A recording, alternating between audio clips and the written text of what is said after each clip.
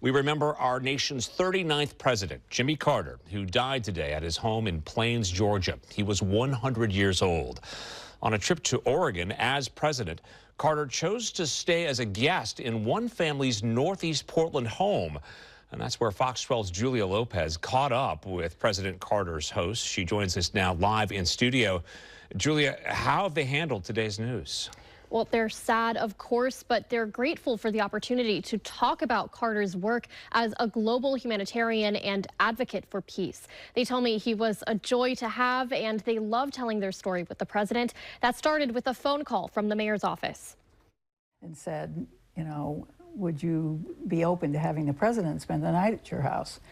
And, so it was an unusual request. The loss of President Jimmy Carter is personal to the Olsons. He was just a real human being. He really cared about human beings, and he was able to be just a simple man, even though he was president. Janet and Paul witnessed Carter's simplicity firsthand when the president spent the night at their home on Northeast 16th Avenue. That was stunning.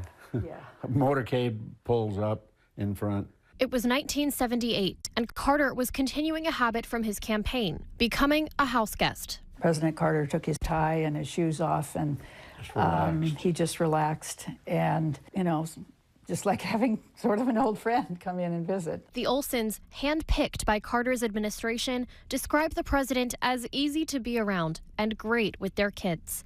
He wrote an excuse for our 5-year-old daughter for missing preschool. Their 5-year-old daughter dressed for the occasion. Very full, swirly dress, and so she loved swirling around for the president. Janet prepared Oregon salmon and her mom's rhubarb custard pie as Carter chatted with the kids about school and with Paul about the Olsons' new solar panel. They stayed away from politics, opting instead for a bedtime story. I kept thinking, oh my gosh, the president of the United States is sleeping in the room next door. Carter thanked the family for his stay. I really enjoyed staying in your home and getting to know all of you. You are such a fine family, representing the kind of qualities which make the United States of America such a great nation. We look forward to having you visit us at the White House. Your friend, Jimmy Carter. They did visit the White House and met the president once more on a return to Oregon. We've lost a very important person. Reflecting on Carter's time in office and later humanitarian work with the Carter Center, Janet and Paul hold admiration. I believe that President Carter felt that if he needed to apologize, he could.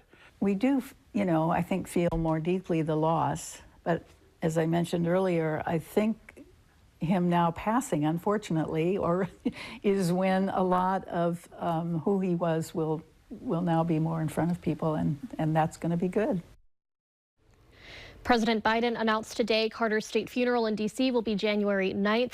According to the Carter Center, he'll be privately buried in his hometown of Plains, Georgia. Live in studio, Julia Lopez, Fox 12 Oregon. Julia, thank you for putting that story together. Terrific job. We'll